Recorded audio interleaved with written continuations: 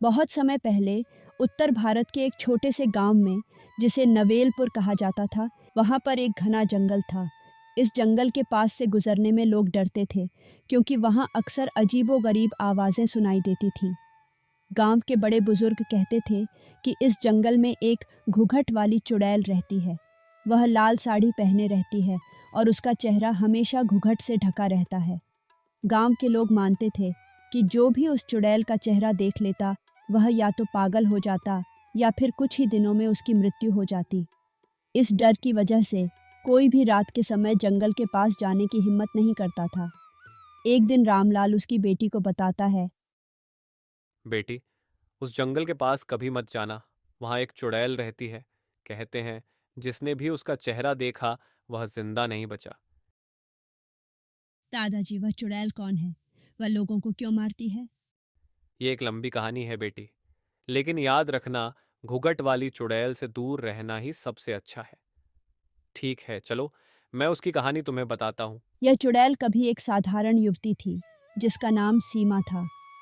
सीमा नवेलपुर की सबसे सुंदर लड़की थी। उसकी सुंदरता की चर्चा दूर दूर तक थी और उसके लिए कई रिश्ते आए।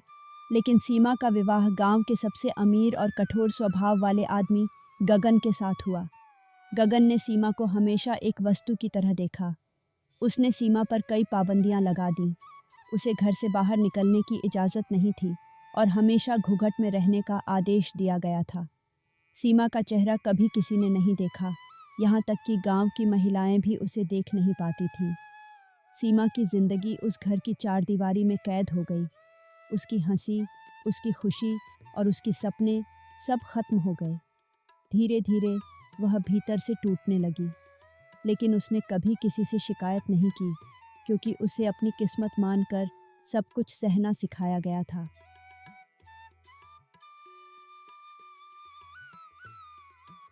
क्या यही मेरी जिंदगी है? यह चारदीवारी और यह घूंघट? मैं तो बस खुली हवा में सांस लेना चाहती हूँ। तू यहाँ क्यों खड़ी है? क्या मैंने तुझे घूंघट में रहने को नहीं कहा? मुझे बस थोड़ी देर हवा खाने दो गगन।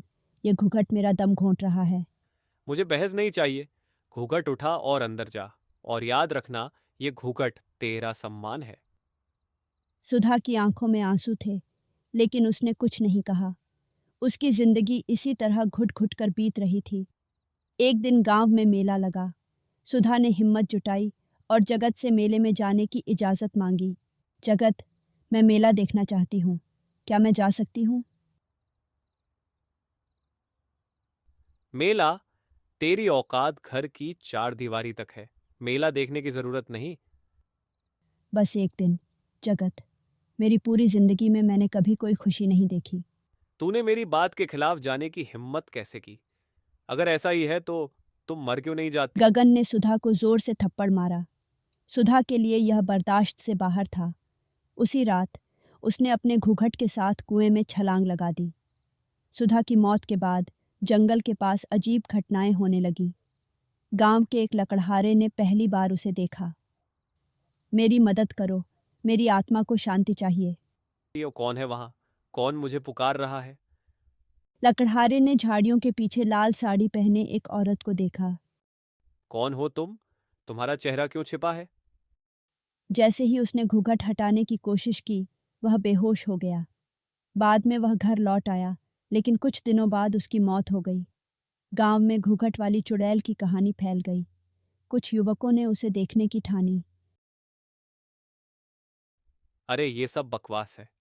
मैं उस चुड़ैल को खुद देखूंगा। लेकिन अगर वह सच में है तो क्या होगा?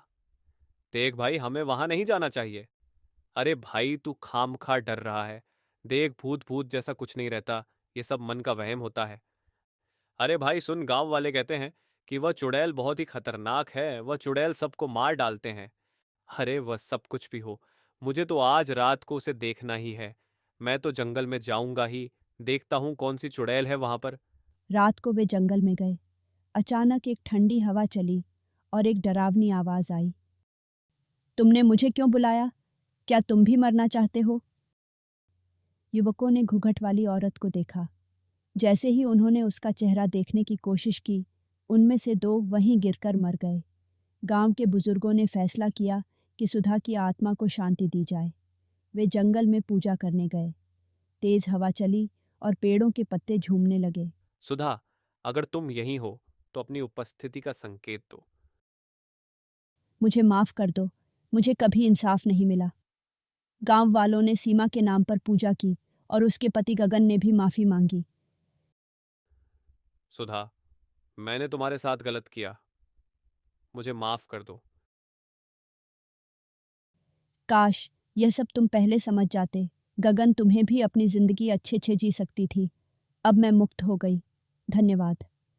उस दिन के बाद गांव में कभी चुड़ैल दिखाई नहीं दी। यह कहानी हमें सिखाती है कि हमें किसी के दर्द और भावनाओं की कद्र करनी चाहिए। किसी की चुप्पी का मतलब यह नहीं कि वह ठीक है।